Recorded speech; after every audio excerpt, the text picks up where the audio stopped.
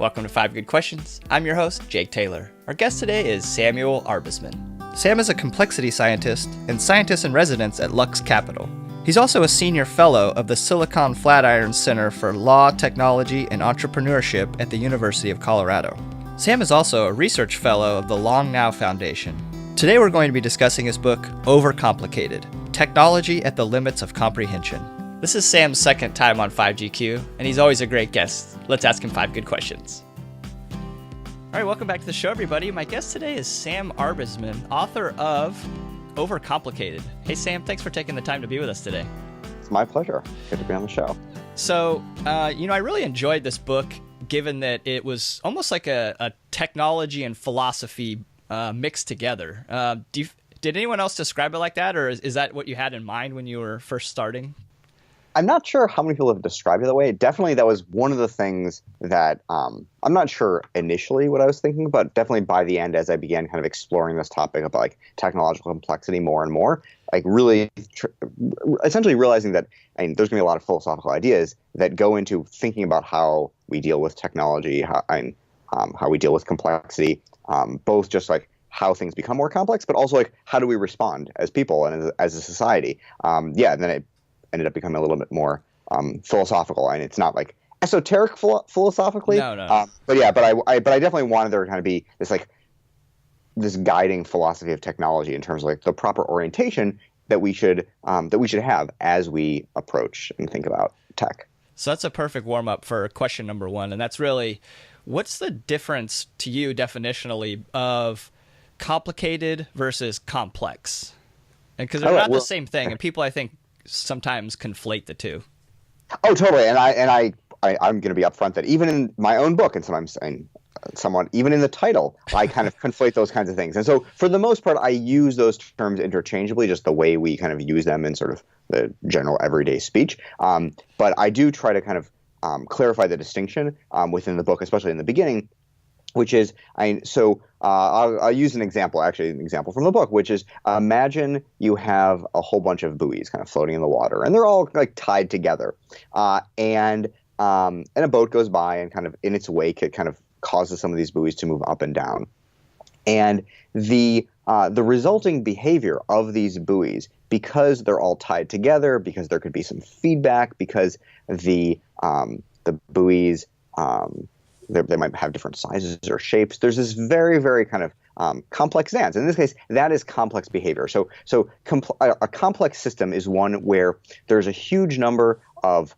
interacting components. Those components might be varied. And then the result is that it's not just that there's a certain dynamic to the system, and the system can have feedback. It can have emergent behaviors. We kind of think about emergence as a hallmark of a complex system. So, for example, you won't necessarily be able to understand the behavior in an anthill by just studying a single ant. You need to really understand the relationship and the interactions between the entire ant colony. And so I think so complexity and complex is really this kind of these hallmarks of these complex systems: emergence, feedback, and kind of all these different interactions. Conversely, going back to the buoy example, if you took all the buoys and all the ropes and everything like that and kind of just threw them onto the dock, and then try to describe that heap of buoys and ropes, that would be complicated. It would require a huge amount of description and saying, okay, this rope is here, and this rope kind of connects this buoy to this buoy, and they're all kind of connected in this kind of complicated way. Complication is when there's a lot of parts, but there's really nothing happening. And so I guess the example would be like a dead animal is complicated. There's a lot to describe, but there's not any really dynamics.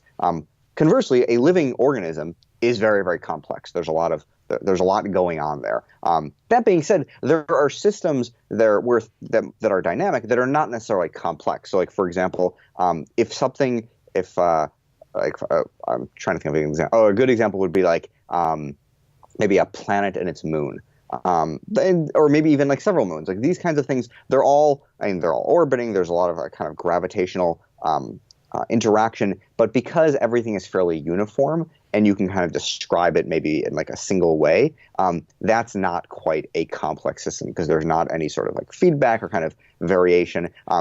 There are physical systems, like kind of in the world of physics, and like the gravity doesn't change all of a sudden in the whole system. Right. And Yeah, and I'm sure you could and you could create kind of a system based on gravitation that would kind of have features of complex systems. So it's kind of a little bit murky sometimes as things become more and more complicated. But by and large, you need to have a large number of interacting components that are often varied and kind of maybe even have a certain amount of structure or complexity within them. And that kind of allows for complexity to arise as opposed to just complication. And so with technology, technology as a whole has been it's become more and more complicated over time, but it's also become more and more complex as we kind of stitch together different systems within a single piece of software. It's not uniform. There's lots of different functions and modules. They're all kind of interacting in ways that sometimes beggar our own imagination. And so, yeah, technology overall has become both complicated as well as complex. So question number 2, what is the kluge? And I assume I'm saying that right. Yeah, you are. And what is that? Why is that becoming an increasingly impactful part of our lives and technology? Sure. Well, this is a great transition to understanding kind of complexity of technology, like how we're getting these complex. So a kluge, it's a term from computer science and engineering, and it's really just any system, anything that you build that is kind of like gets the job done. It's good enough, but it maybe is kind of created in some sort of ad hoc manner, kind of not necessarily designed from the start. It's kind of using whatever is pre-existing there. So kind of think like a Rube Goldberg kind of contraption, things that are like messy and weird, but kind of get the job done. It's like Mousetrap. Something like that. Yeah, for the game. And so so often, even though we think of our technologies as like well-designed systems, and we think of ourselves as like reasonably rational creatures, so therefore, the technologies we build should be logical constructions. And in some cases, they are, and these are like well-designed constructions. But more and more, we're creating these systems that are not that way. They are kind of messy, complex things that often have this kind of kludgy nature to them. And the reason is because we often like build. Well, I guess there's a number of different forces that lead us towards kind of kludginess and towards ever greater amounts of complexity, as well as increasingly incomprehensibility and like the fact that we don't necessarily fully understand these systems. And one of these forces, though, is the idea that we often our technologies accrete over time. We build upon what has come before them. So if we have something, we have some technology, let's say a piece of software or a machine, and we want to make it more and more sophisticated. We want to add features or functionality, make it more powerful. Each of which, all those different ideas, that sounds like a good thing to do. Like we want to make something more sophisticated, more powerful. What we do is we will add something to what came before it. But of course, each of those pieces don't necessarily exist in a vacuum. They all kind of interact with what has come before it. And so oftentimes these kind of twin forces of accretion and interaction, they end up creating things that end up having, even though each individual design decision makes sense, they end up having a feature of kind of kludginess. And so you can see this kind of the extreme of like a legacy system and legacy code, where we might have a system that works for the most part, until sometimes it doesn't, but it often is relying upon some foundational feature that might be years or decades old, where sometimes the people who originally built it, they might be long retired or even dead. And so we don't necessarily fully have a full amount of insight into what actually went on in the original design. And so you can see this in like the IRS, for example.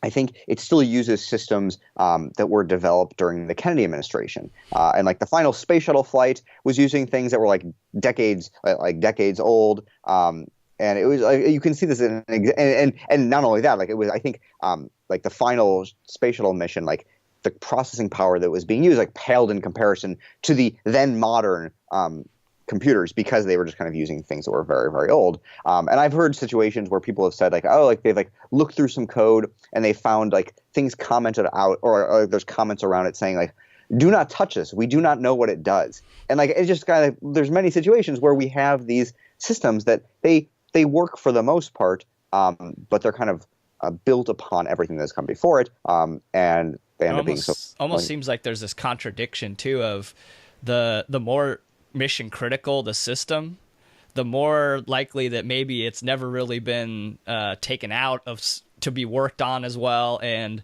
it gets even more kludgy as time goes on. And so the more that we really depend on it, maybe the more that it might be susceptible to errors that would be hard for us to fix.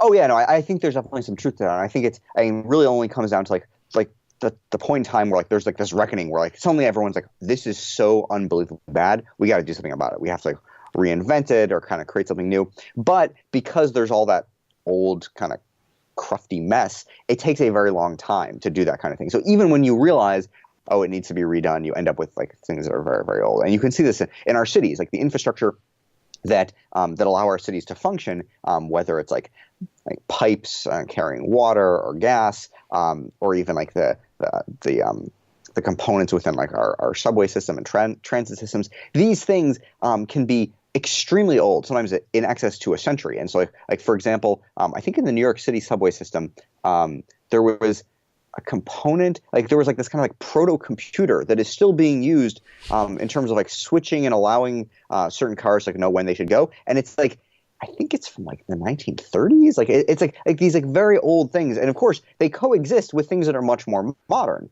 And we have, there are apps that kind of that are involved in like the subway system, but underneath are these very, very old things, and it's kind of shocking to see that.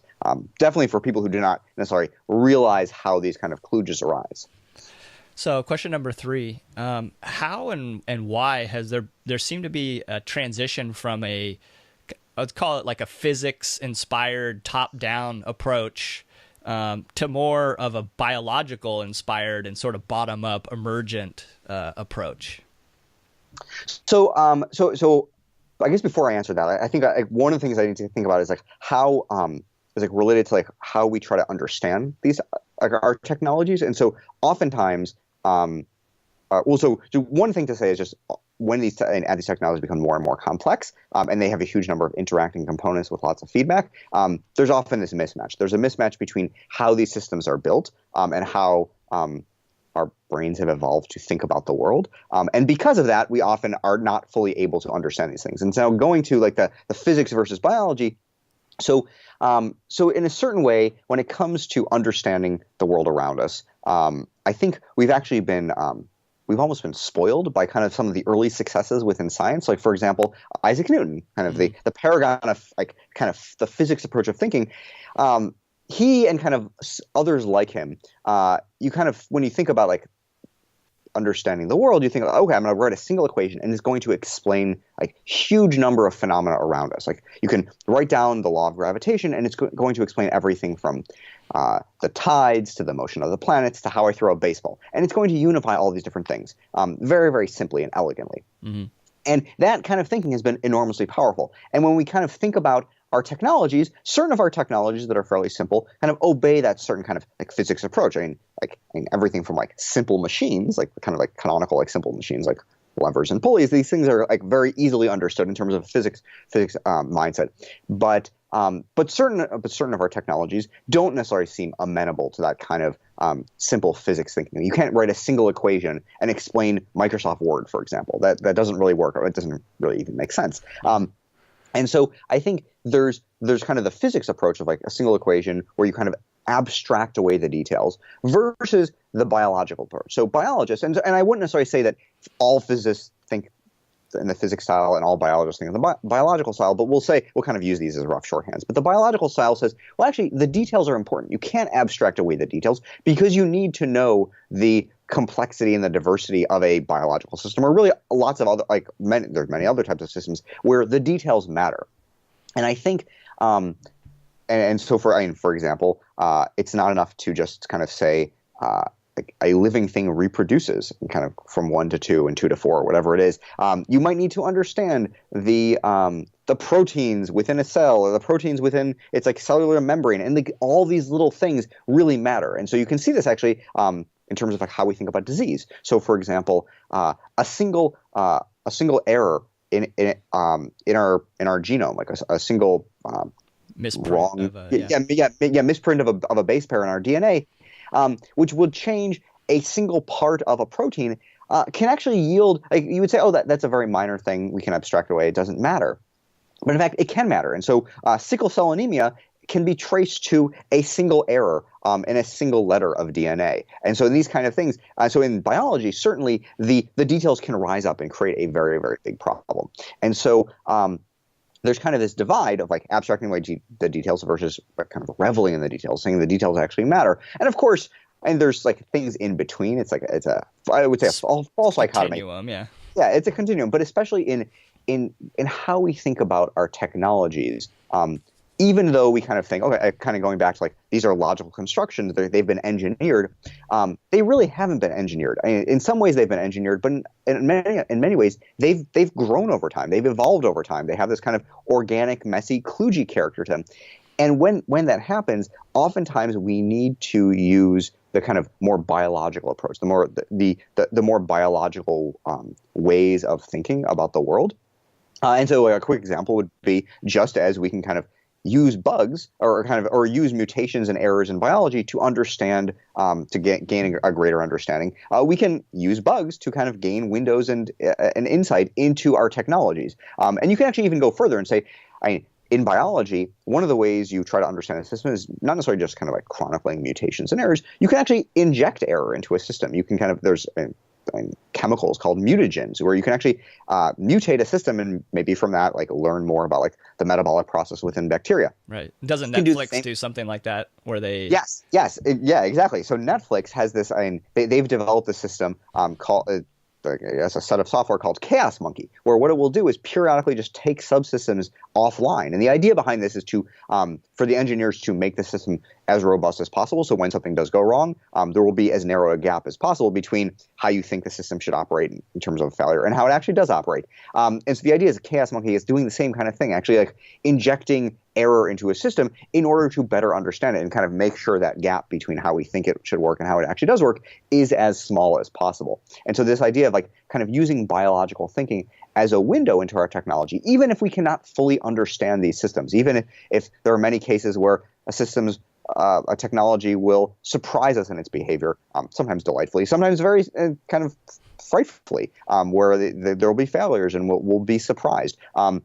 We can kind of still use these kind of biological approaches to understand, or at least like meet the system some way, and kind of slowly but surely and kind of incrementally better understand the system. And I think this is kind of similar in science, and especially in biology, like where anytime we examine a system that we're trying to understand, we're not going to have a complete understanding right away. We're going to have this kind of slow iterative process. And so if you're kind of confronted with an entire ecosystem, you're not going to say, I'm going to understand every single detail of it right away in its entirety. I'm going to maybe first try to work to understand maybe how two different species interact or how three different species and kind of their relationship, and slowly but surely gain a more complete picture of what's going on. And you can do the same kind of thing with our technologies.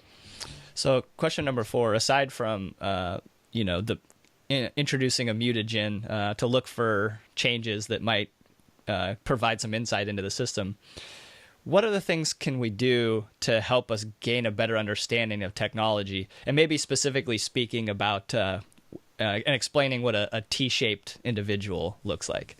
So certainly thinking like a biologist is one way to kind of handle the increasing complication, increasing complexity of the technologies in the world around us. And you mentioned T-shaped individuals, and so kind of more broadly, these are generalists. And so a T-shaped individual is someone who is kind of like you have a kind of the shape of the T, so has certain depth of knowledge in one area and then kind of breadth across many areas. And the idea behind this is that we are going to increasingly need generalists to kind of contend with complexity of technology. And so the way to think about this is as our world has become more and more complex, we've had increasing need for specialization and experts kind of very deeply knowledgeable in a single area, which is very, very important. And we've made great strides in understanding the world only because people have specialized in narrow and narrow disciplines. And this is the reason that we can continue to make advances at the frontier and really understand the world around us.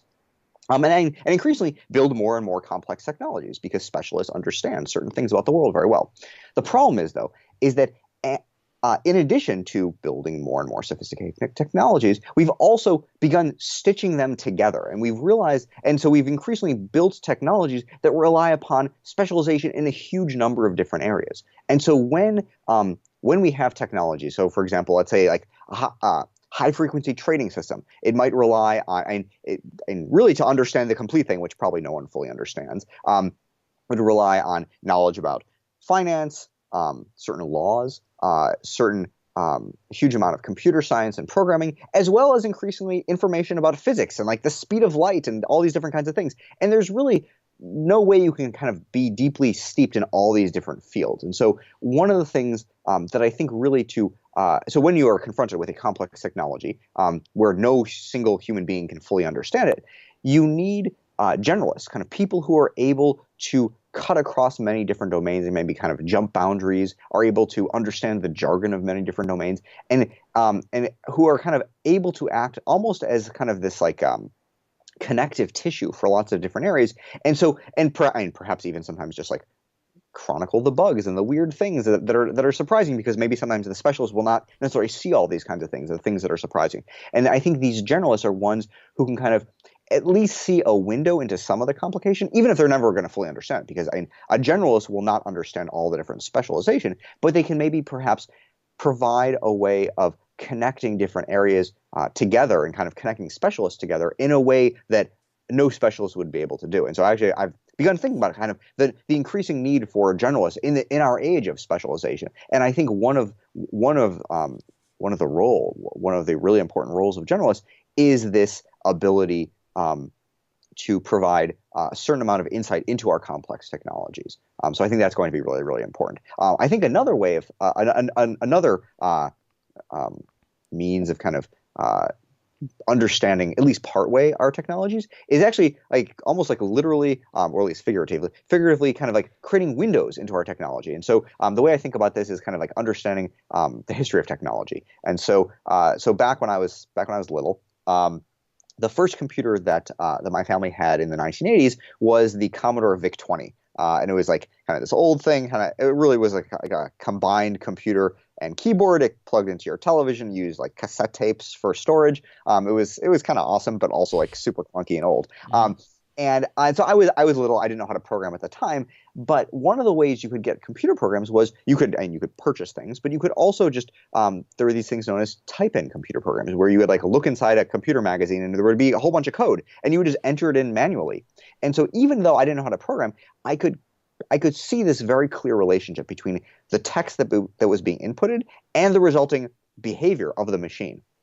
And I think as we've created more and more sophisticated technologies, we've actually lost a certain amount of that kind of connection between kind of like this closeness between the user and kind of understanding what's going on. So like we have iPads that are kind of these like pristine, almost like hermetically sealed things of glass and metal.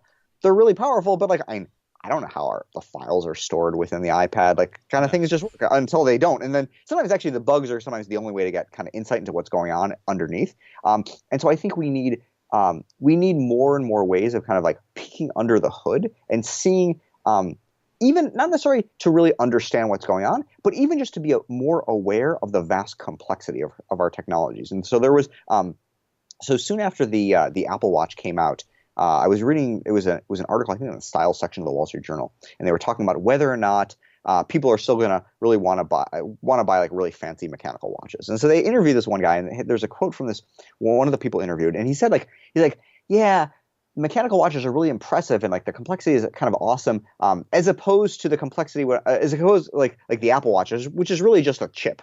And like the thing is, like chips are like orders of magnitude more complex than mechanical watches, but that complexity is hidden. And so when it's hidden, we don't really have this clear understanding of the complexity that's surrounding us. And I think we need to create like increased ability to kind of peek under the hood, or kind of having windows into like a window into our machines, in order to at least just be aware of the complexity that's around us. And I think that, combined with kind of the increasing role of generalists, as well as our the increasing need to kind of think more like biologists, I think these are going to be kind of ways of at least not necessarily fighting the increasing complication around us, but at least managing and kind of thinking about it better.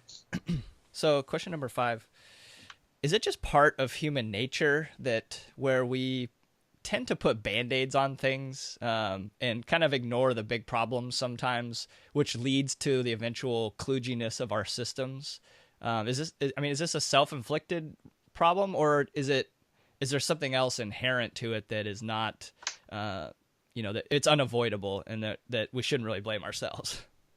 I would say, certainly I think a certain amount of it is unavoidable. I think as we're building these systems, like this kind of, like I mentioned, like the forces of like accretion interaction. When we build these systems, these are kind of natural things. Like each individual design decision makes sense. But as a result, we're going to end up with a more and more complex system. And you can see a similar kind of thing actually in another force, which is the idea of like edge cases. So when we build complex technology, the reason it ends up being so complex is because it's designed to interact with the world, and the world itself is also very complex. And so, for example, let's say you want to build like a calendar app, and you can't just say, okay, like the year has 365 days.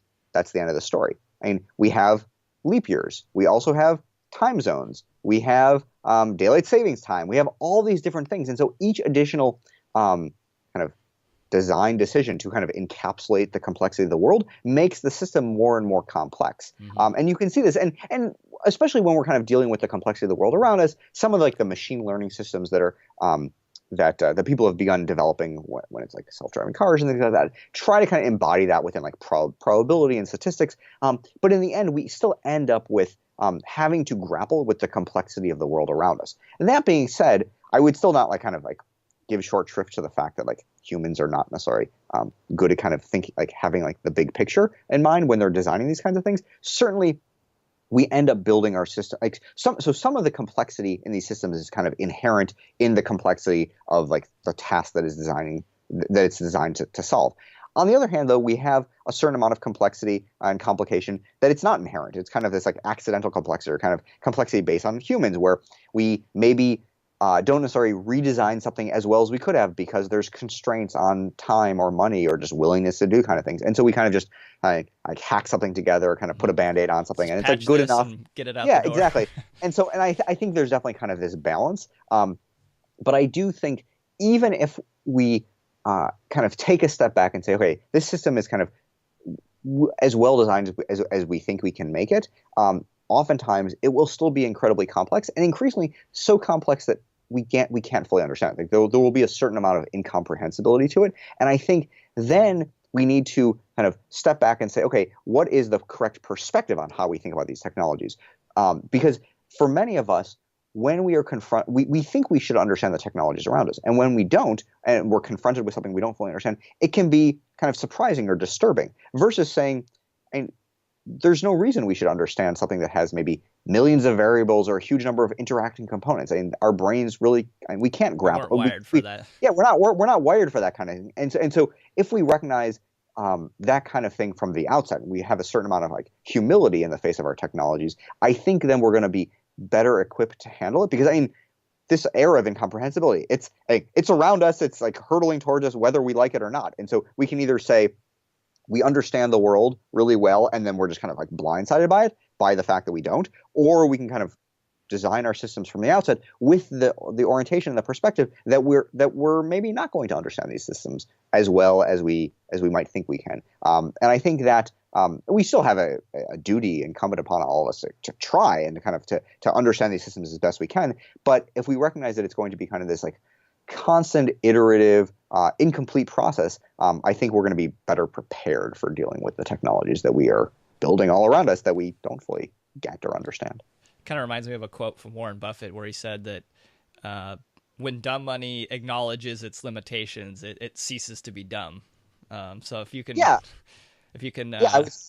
long as it's humility, basically. Exactly. Yeah. As long as we have a certain humility of what we can and cannot understand and kind of try to understand, one, we can try to better build our systems to take advantage of our limitations, and kind of say, okay, like we maybe need to have these windows like into our systems to kind of at least kind of get a certain amount of insight, or try to more create more like explainable artificial intelligence where we can kind of have a certain understanding of how some of these AI systems are making the decisions they're making, things like that. And I think we need to kind of build that in and kind of recognize it from the outset. So a bonus question that we always ask, and that is for a book recommendation. What do you have for us? Sure. So So the book that I like to recommend it's called Whatever Happened to the Metric System. It's by John Bemelmans Marciano. And so full disclosure, I happen to have reviewed this book for the Wall Street Journal. But I liked it a lot. That's and so fine, yeah. it was great. And so and it kind of actually related to kind of the kluge, and we have like the metric system, which seems very logical and rational, and then we have the kind of like English standard system, whatever kind of mess thing that we use in the United States, where it's kind of like this cobbled together thing. It's very kludgy, but it like works sort of well enough, but not really. And so the book it kind of combines a certain amount of like history and science and even like a little philosophy about how to think about measurement, and really and it's like a huge there's a huge number of like fun stories and anecdotes and like little bits of trivia, but it really kind of delves into why we measure the world the way we do or choose not to, and yeah, I found it fascinating, and especially kind of given my interest in like creating kind of kludgy things, understanding kind of the weird historical trajectory that we've taken as a human civilization and how we've chosen to do these kinds of things is fascinating. And so I highly recommend the book. It's a lot of fun. That's interesting. Just the other day I was actually lamenting. I was thinking about why do we have a base 60 for our time of everything? It just makes the math so difficult to try to figure out. So this, I'm not sure of the details, but my sense is the reason is it's historically based on like the Babylonian numerical system, which uses base 60. And the reason, so base 60, yeah, it sounds bonkers. The reason though base 60 is actually good in some ways is because there are so many numbers that divide into it. And so when you want to do like simple arithmetic around the number 60, it actually is fairly easy to do in your head. Yeah. The downside is that like 60 has nothing to do with anything else that we deal with and like when we measure things, and certainly doesn't have to do with base 10. But yeah, it's this weird historical thing of like the ancient Babylonians used base 60, as far as I'm aware. But yeah, it feels kind of nuts and weird and archaic. Well, Sam, we always appreciate you coming on the show. This is your second time now, and keep writing interesting books, and we'll keep having you on. Sounds great. It's always a great time. Thanks so much. All right, thank you. Thanks for watching. I hope you enjoyed this interview. If you'd like to support this author and purchase their book, click here. If you'd like to become a subscriber to 5GQ, click here.